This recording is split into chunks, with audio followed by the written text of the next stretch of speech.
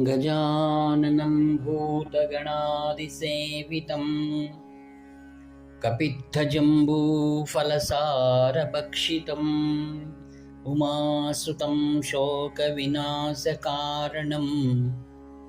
नमामि विघ्नेश्वरपादपङ्कजम्।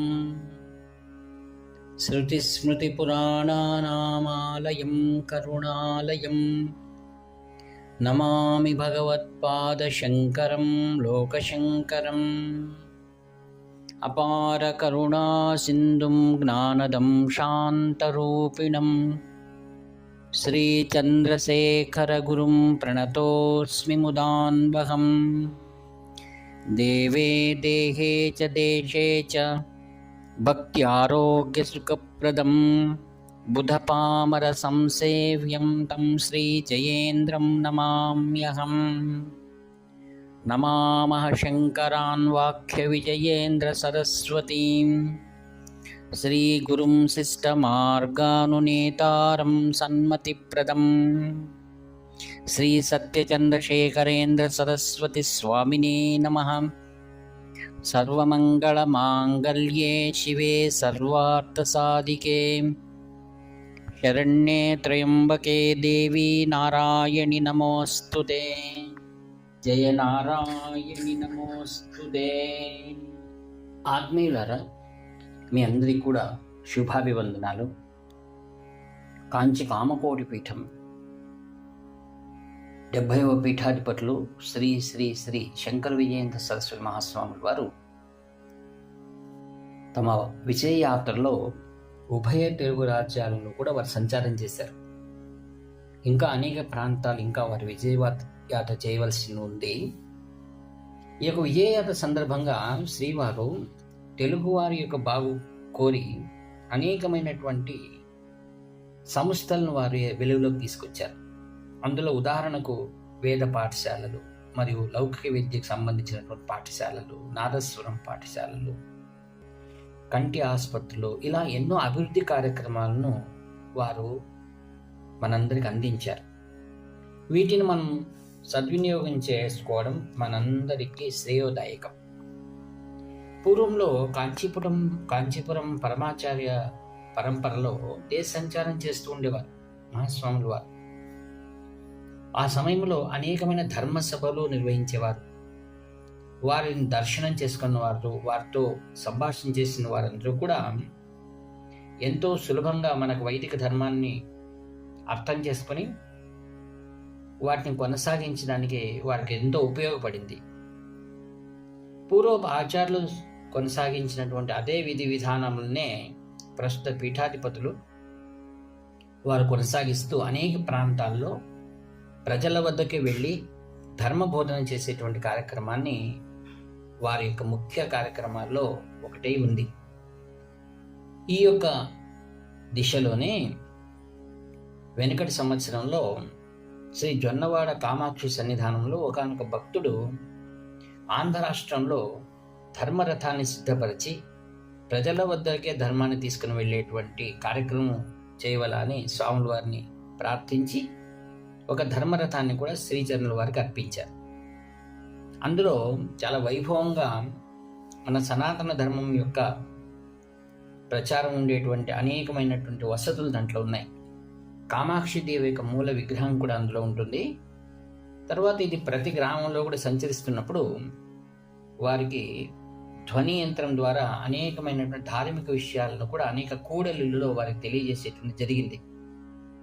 శ్రీవారు నన్ను పిలిచి నెల్లూరు జిల్లాలో మొదటిసారి అనేక గ్రామాల్లో ప్రజలను చైతన్యపరచుటకై ధర్మరథయాత్ర చేయమని దీవించారు. వారి దీవెనను ఎంతో నా అదృష్టంగా భావించి ఆ యొక్క ధర్మరథానికి సారథ్యం వహించి దాని నెల్లూరు జిల్లా అంతా కూడా ధర్మ ప్రచారం చేయడం జరిగింది. ఈ సంవత్సరం శ్రీ చాతుర్మాస సందర్భంగా శ్రీ శంకర విజయేంద్ర సరస్వతి స్వామిని దర్శించుకున్నాం తిరుపతిలో. అనగా 10th జూలై 2025లో శ్రీ శంకర విజయేంద్ర సరస్వతి స్వాముల వారు తమ ఉత్తరాధికారి అయినటువంటి శ్రీ సత్యచంద్రశేఖరేంద్ర సరస్వతి స్వామి వారితో కలిసి ఈ యొక్క తిరుమల క్షేత్రంలో, తిరుపతి క్షేత్రంలో ఈ కార్యక్రమాన్ని నిర్వహిస్తున్నారు. శ్రీ శంకర మఠం తిరుపతి అలిపిరి అంటే ఎవరైనా చెప్పగలరు. అక్కడ వెళ్ళి 2 మాసములు శ్రీవారిని దర్శించుకోవచ్చు. ఆ సందర్భంగా నేను కుటుంబ సమేతంగా అక్కడికి వెళ్ళి శ్రీవారిని దర్శించుకున్నప్పుడు వారు ధర్మరథాన్ని మరలా నీవు కొనసాగించాలని దీవించారు. ఈ మారు వారు నాకు తెలియజేసినటువంటి జిల్లాలు ఏవనగా ఆంధ్ర రాష్ట్రంలో ప్రఖ్యాతి చెందినటువంటి బాపట్ల మరియు కృష్ణ 2 జిల్లాల్లో ధర్మ ప్రచారం చేయవలసిన అనుజ్ఞ ఇచ్చారు. అందులకై కొల దినంలోనే ఒక శుభముహూర్తంలో ఈ 2 జిల్లాల్లో రథయాత్ర చేయవాలనేటువంటి ఉద్దేశం శ్రీవారి ద్వారా నాకు లభ్యమైంది. ఆస్తిక మహాశైలందరినీ కోరుకునేది ఏంటంటే, మేము ఆ రథం తీసుకొచ్చినప్పుడు ఒక మండలం నుంచి మరి ఒక మండలానికి వెళ్ళే సమయంలో మాకు తగినటువంటి ప్రోత్సాహము మరి మీ యొక్క సహకారం కావాలని కోరుతున్నాం. ముఖ్యంగా ఎవరైనా యువకులు సమాజ సేవ చేయాలి, కాంచి కామకోటి పీఠం వారి ఉద్దేశాన్ని సఫలీకృతం చేయాలనేటువంటి యువకులు ఎవరైనా ఉంటే వారు ఆ యొక్క ధర్మరథాన్ని డ్రైవింగ్ చేయడానికి ముందుకొస్తే అది ఎంతో సహకారిగా అనిపిస్తుంది. తర్వాత ఆస్తిక మహాశైలందరూ మేము తెలియజేసింది ఏంటంటే, సమాజ శ్రేయస్సును కోరి అనేక సంస్థలందరూ కూడా ఈ రథయాత్రను జయప్రదం చేయాల్సిందో కోరుచున్నాం. ముఖ్యంగా ఈ రథయాత్ర యొక్క కార్యక్రమాల రూపురేఖలు ఎలా ఉంటాయని దానికి కొద్ది వివరాలు ఇవ్వడానికి ఇష్టపడుతున్నాను. ఏ మండలిలో ఏ ప్రదేశంలో అయితే ఈ రథయాత్ర ప్రవేశిస్తుందో అక్కడ ఒక శ్రేష్టమైన దేవాలయంలో కానీ, ఒక కూడలిలో కానీ ప్రాంతీయ ఆస్తికులు ఎవరైతే ఉంటారో వారికి కూడా అవకాశం ఇస్తూ ఆస్తికుల నుండి వారికి ఆధ్యాత్మిక ప్రసంగాలను మనము కొనసాగించాలని ఒక ఉద్దేశం. రెండవది, విద్యా కేంద్రాల్లో ఉన్నటువంటి విద్యార్థులకు ముఖ్యంగా మన సనాతన ధర్మాన్ని గురించి వారికి వివరణ ఇవ్వాల్సినటువంటి కర్తవ్యం నేటి సమాజంపై ఉంది. కావున ఈ ధర్మరథయాత్ర తీసుకువెళ్ళి అక్కడ ఉన్నటువంటి విద్యా కేంద్రాల్లో విద్యార్థులకు సనాతన ధర్మాన్ని గురించి వారికి తెలియజేయడం, భగవద్గీత, రామాయణము, పురాణాలు, పుణ్యకథలు వీటి గురించి సులభమైన ఉపన్యాసాలు అక్కడ కొనసాగిస్తే బాగుంటుంది. దీనికోసం మేము కోరుకునేది ఏమిటంటే, ధర్మరక్షణ దిశలో వెళ్తున్నటువంటి అనేక సంస్థలు ఆంధ్రప్రదేశ్లో ఇప్పుడు ఉన్నాయి. అందులో రాష్ట్రీయ స్వయం సేవక సంఘం మరియు విశ్వ హిందూ పరిషత్ మాకు నెల్లూరు జిల్లాలో కూడా ఎంతో సహకారం చేసింది. కావున మీరు కూడా ఈ 2 జిల్లాల్లో ఉన్నటువంటి ఈ 2 సంస్థలు కూడా మా యొక్క కాంటాక్ట్ నెంబర్తో ఇప్పటి నుంచినే ఆ కార్యక్రమాల దిశగా మనం ప్రయాణం చేస్తే బాగుంటుందని నేను ప్రార్థిస్తున్నాను.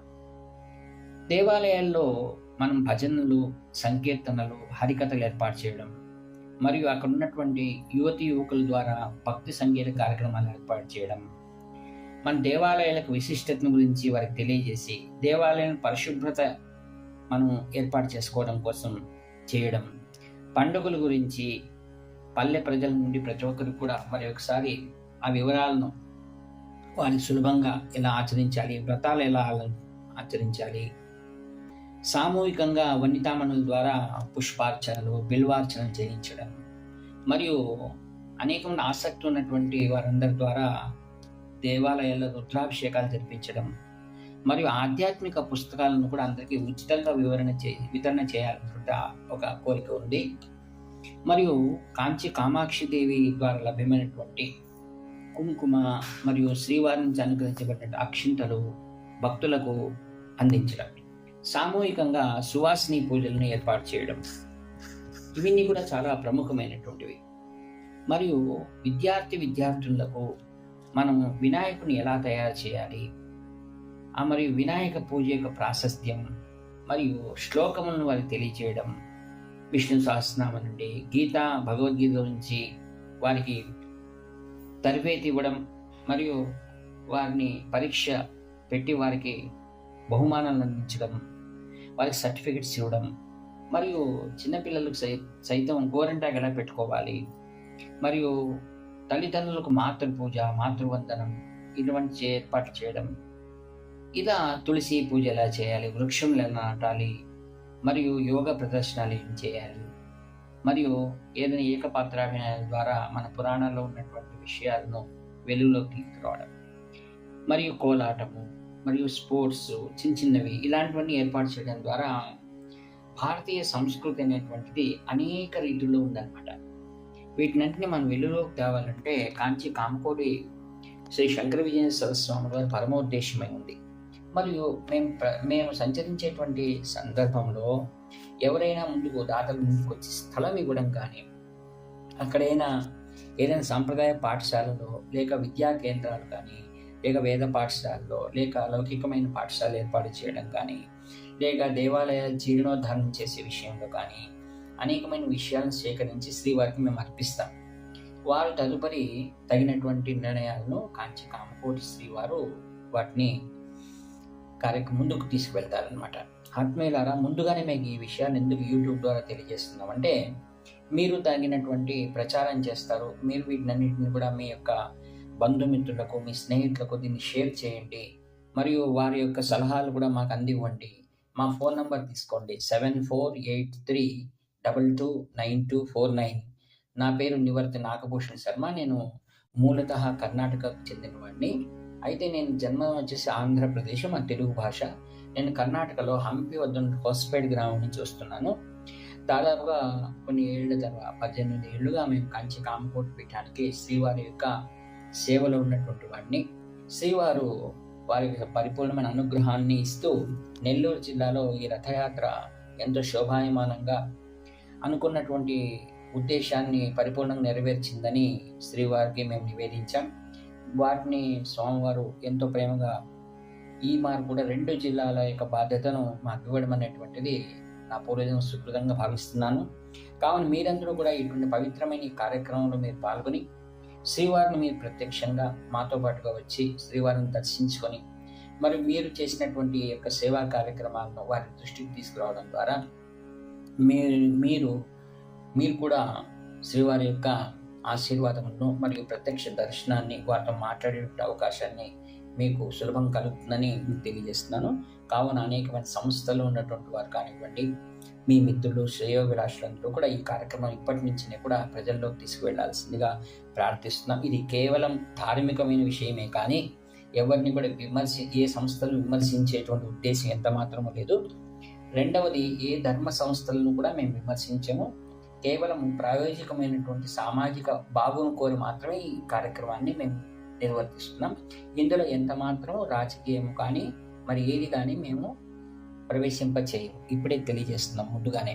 కావున సదుద్దేశంతో మన సమాజం, మన సంస్కృతి, మన తెలుగు భాష అంత అభివృద్ధి చెంది మనం ముందుకు ఉత్తమమైన రీతిలో మన సంస్కారవంతులై మన జీవితాన్ని కొనసాగించడానికి మహత్తరమైన అవకాశంగా శ్రీవారు మనం అనుగ్రహించారు. కాబట్టి మనం ఆ ఉద్దేశంతోనే మన ఆలోచనలను మెరుగుపరుచుకొని ఆ దారిలో మనం వెళ్ళేటువంటి కృపను శ్రీ శంకర విజయ సరస్వామిలో అనుగ్రహించి ప్రార్థిస్తూ మరి ఒక మారు నా పేరుని చెప్తున్నాను, నివర్తి నాగభూషణ్ శర్మ. Phone number 7483229249.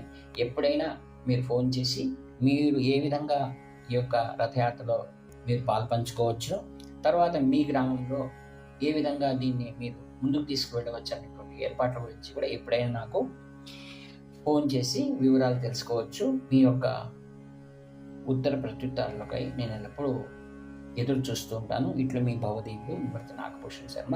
ఈ వాక్పుష్పములన్నింటినీ కూడా శ్రీవారి అనుగ్రహంతో శ్రీవారి దివ్య చరణారిందములకు భక్తిపూర్వకంగా సమర్పిస్తున్నట్టు ఉంటున్నాను. హర హర శంకర, జై జయ శంకర.